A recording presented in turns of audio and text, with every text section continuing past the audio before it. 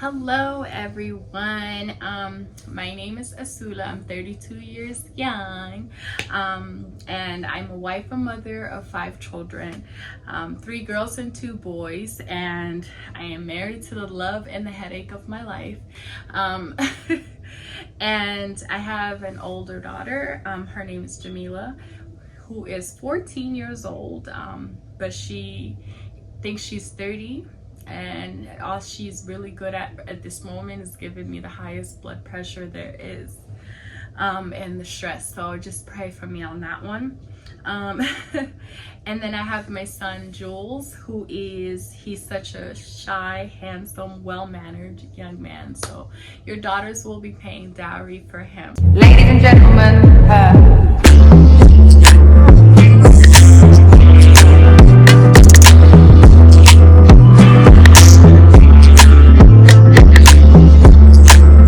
I took a 10-year break and we had our son, Yassine. He's the glue of our family and a very special little fighter. I'll share more in details about him down the line in future episodes.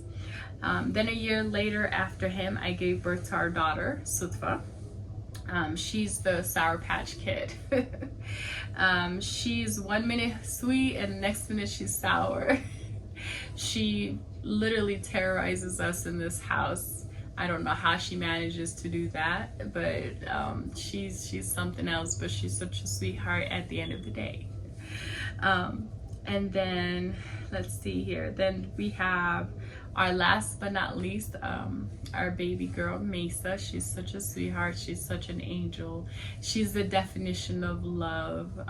She's always smiling, such a happy baby. So we love that little girl to death. All right, so here we are. So let's get started.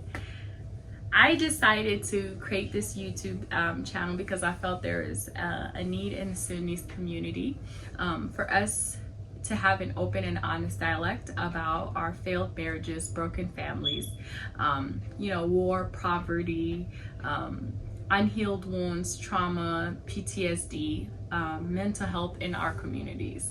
I haven't found a lot of support in these areas in our communities. So I thought that, I can help to facilitate some of these uncomfortable conversations.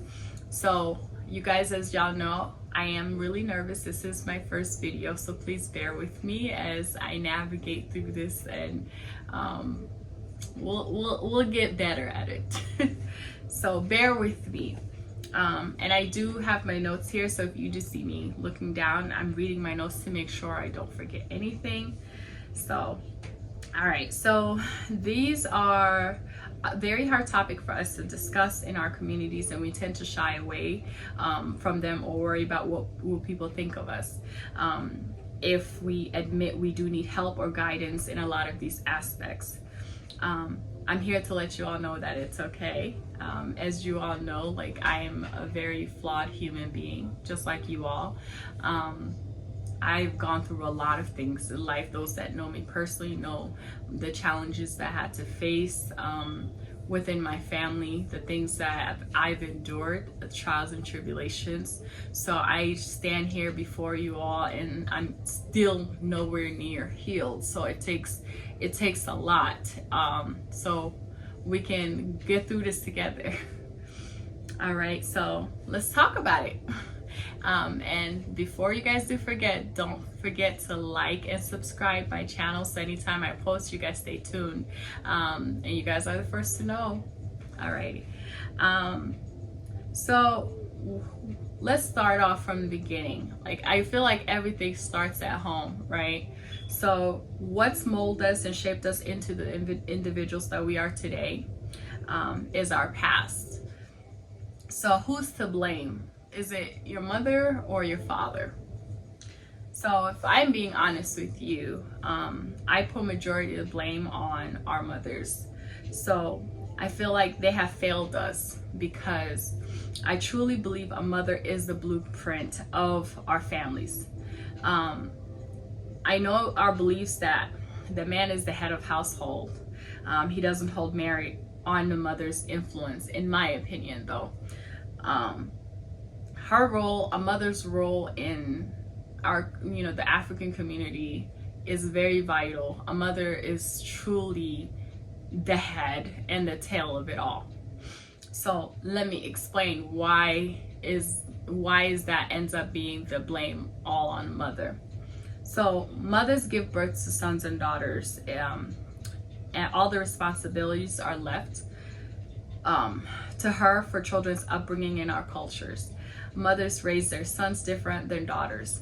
In our communities, our sons are spoiled, entitled, righteous, get preferential treatment, are not taught basic life skills as simple as cooking, cleaning, picking up after themselves. They're, expected to be served.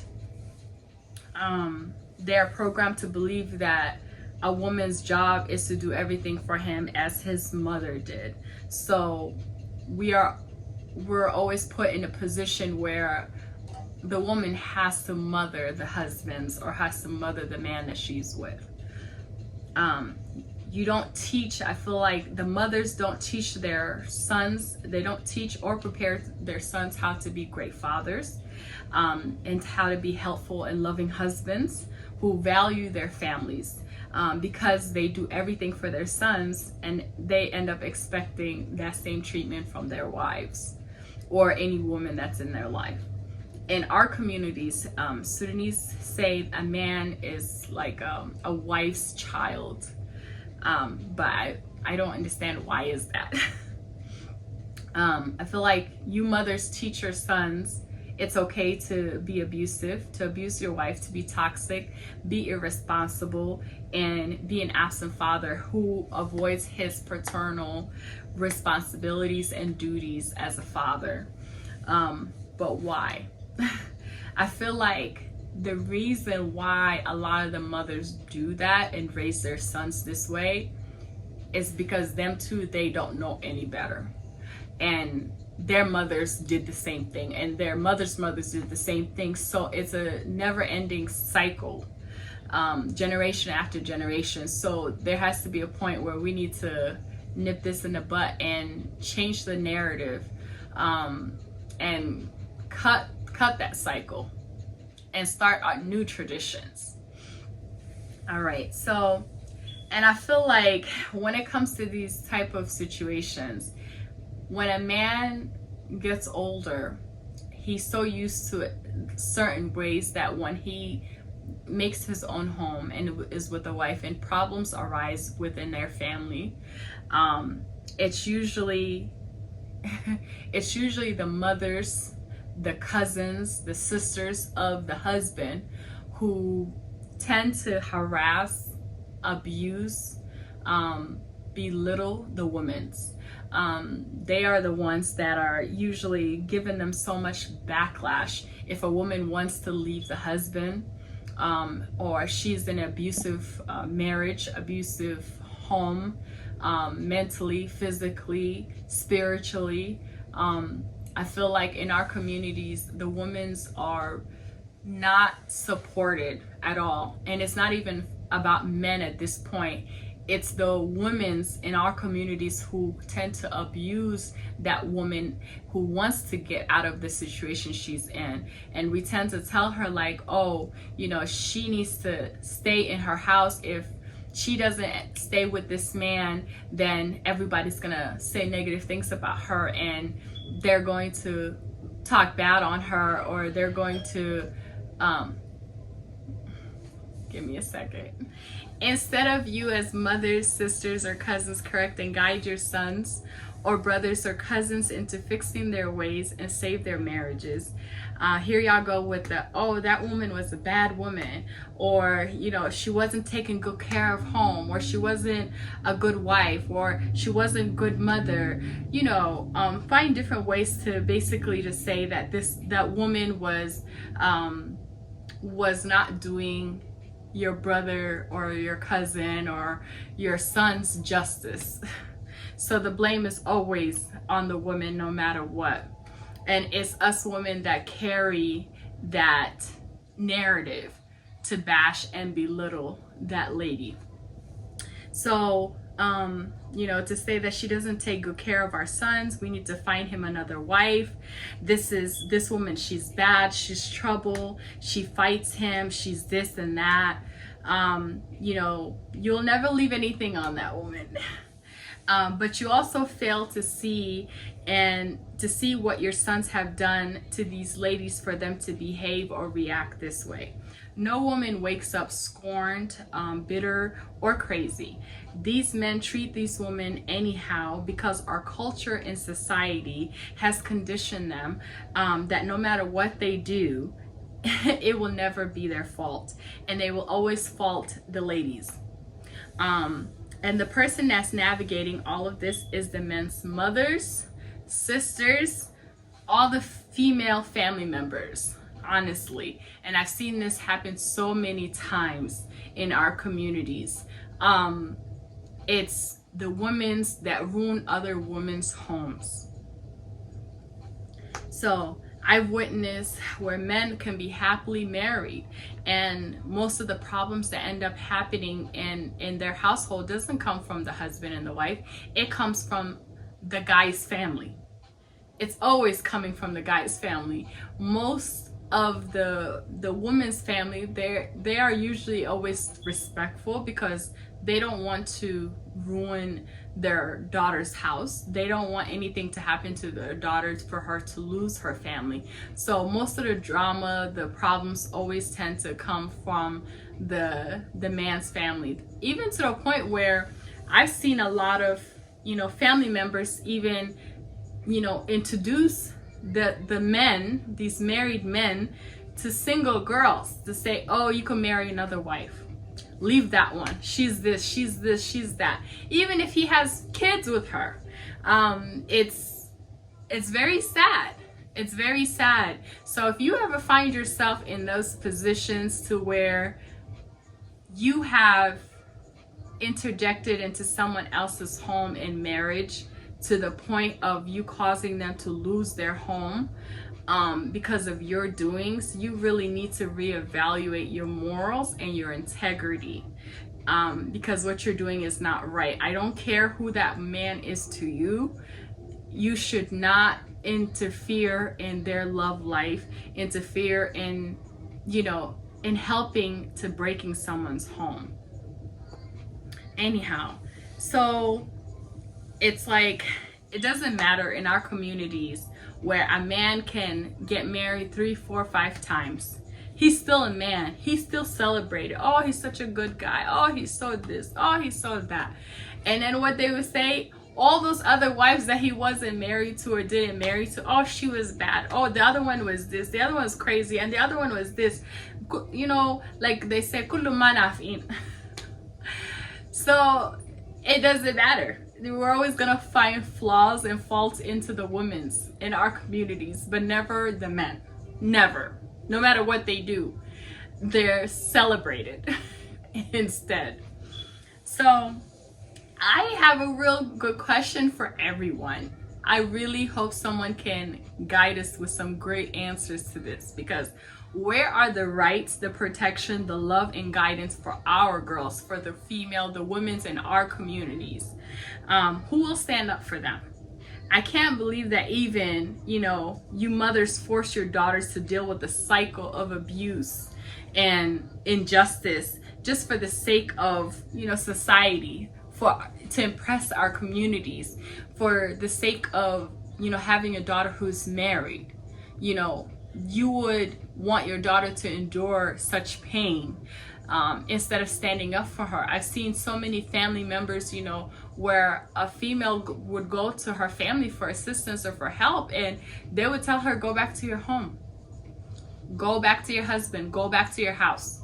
They would not help her at all. And that is very sad. That is truly, deeply sad. I can't imagine people going through that. And I personally have endured that, to where I was in the hands and control of my abuser, and I had no family support whatsoever. And if I had listened to what my family stated, I don't think I would be alive to this day, to be honest with you all. So please use your best judgment and be your own superhero, because it seems as if in our communities we do not have that support. So you have to support yourself. You have to motivate yourself. All right. I feel like also mothers need to allow their daughters to speak up. You need to listen to what your child has to say, how they feel, what are their needs. Stop putting your own needs above your daughters. Stop using your daughters for your own failures, and hold your sons accountable. And it's to the same standards as your daughters. It's not about the clothes or the iPhones or the shoes you buy them. It's what you're instilling in them. It's their lives. It's the support and the guidance and the love that they crave from you. Don't cripple your sons. I say this so many times. Please do not cripple your son. Allow your son to learn from his mistakes and make him face his consequences. Allow him to express his emotions and be vulnerable to you. Your sons are not your husbands. Please remember this. Mothers, your sons are not your husbands. So stop treating them as if they are. Stop competing with women in your sons' lives. Please stop doing that. Overall, if you continue to do that as a mother, you do become the problem. And I do see a lot of Sudanese mothers always interfering in their sons' relations. And it's almost as if some like jealousy. Why would you be jealous of who your son is with? Till this day, I still can't grasp any understanding of that.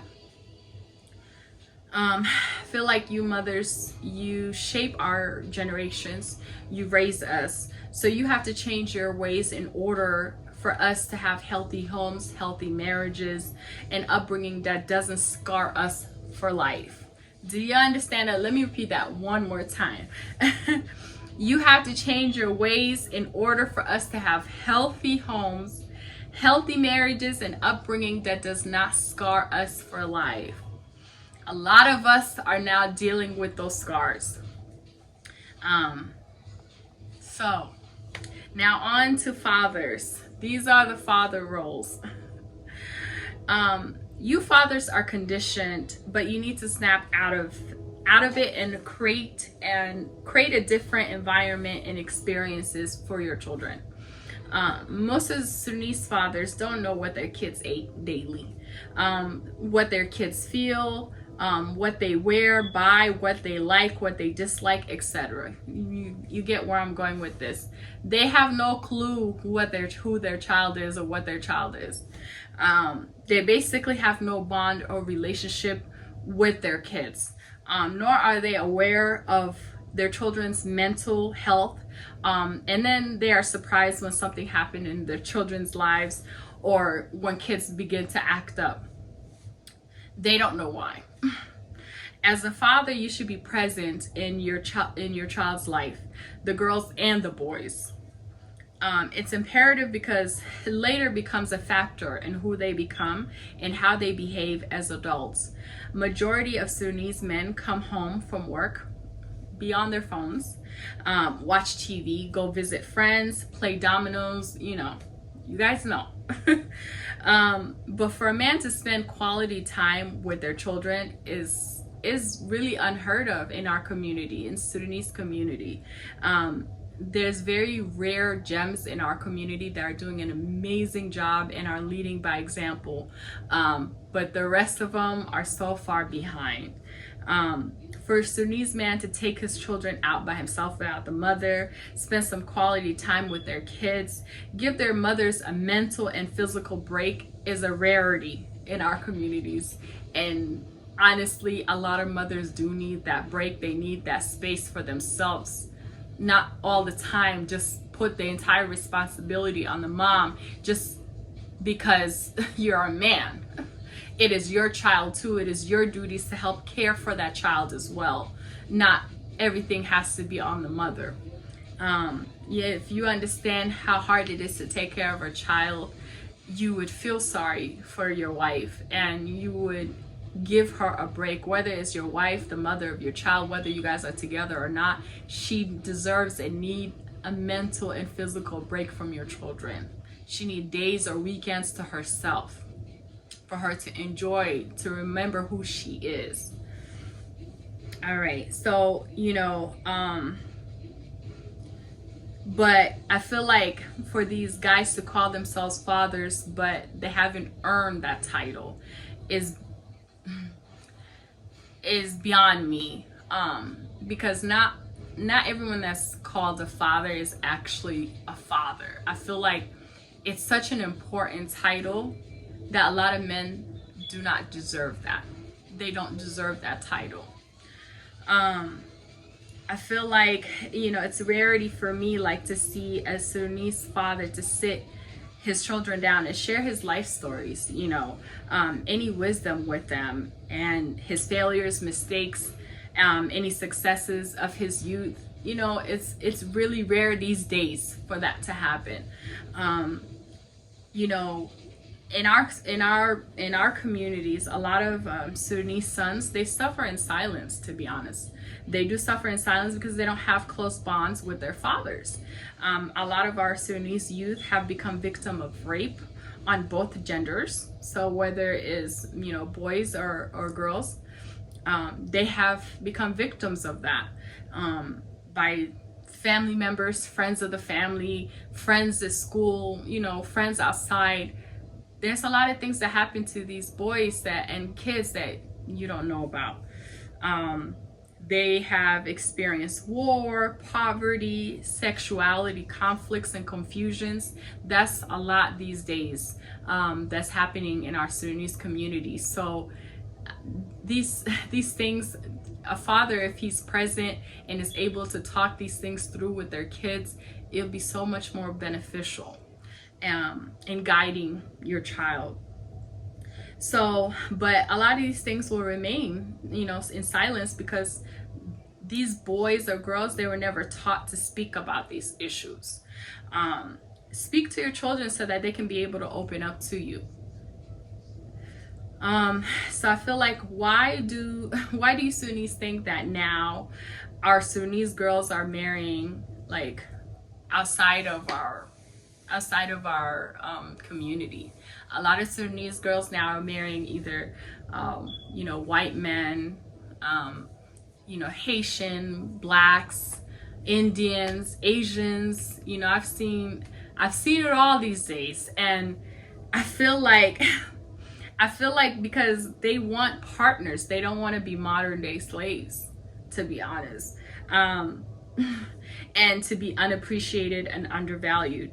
They don't want to carry the load by themselves. They want life partners and to not be another woman's, grown son to raise and to baby, basically. Nobody wants that. No woman wants to go through that. So I commend a lot of these girls who have opened their eyes and know what they want for themselves and their future and for their future families. So a lot of men in our communities, they do unfortunately get credit for their women's work and effort. So why are these same women still allowing this treatment and cycle to continue along when they know this entire time they hold the key to change this entire narrative? Women are so strong, and you can do so much. You hold the key to all of this. You can flip a script just like this and teach our sons better, so that our future generations could have better husbands. We can build stronger families. You hold the key to all of this. So the fact that you're still allowing yourself to stay in this cycle, I don't understand, and I don't know why. You have all the strength in the world. Nobody is as strong as a woman, to be honest. Whether it's mentally, physically, spiritually, the things that us females endure, no man can. So please wake up, my queens. You know, wake up and let's change things. So I feel like, let's see here, our girls should have equal rights. They should have education, opportunities, the same opportunities as men. Women's jobs isn't just to sexually please your sons, reproduce for your sons, and be domesticated and do your household labors. And unfair to girls. I mean, it really is, though. If you, it really is. It's not fair to women. It's like, in my opinion, it is modern day slavery. So I feel like we all know better, so let's do better as a whole. So alhamdulillah, for me, my husband, because he learned and reprogrammed himself from that mind frame. I'm not gonna lie, like, he wasn't perfect, because in the beginning of our marriage it was very tough, because he came into the marriage with that same mindset of our culture, and I was not having that. And so he's progressed now. Fast forward, he has progressed, and is still learning, but you know, he's learning to be the best father and the best husband he can be to us. It was a very long road.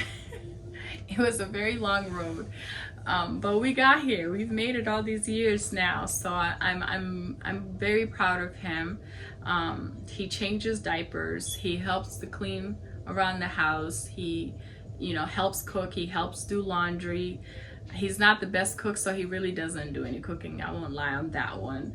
But as far as, you know, him like spending time with the kids, if I need a break or I need to go out or I need to sleep or anything, you know, he spends time with his kids.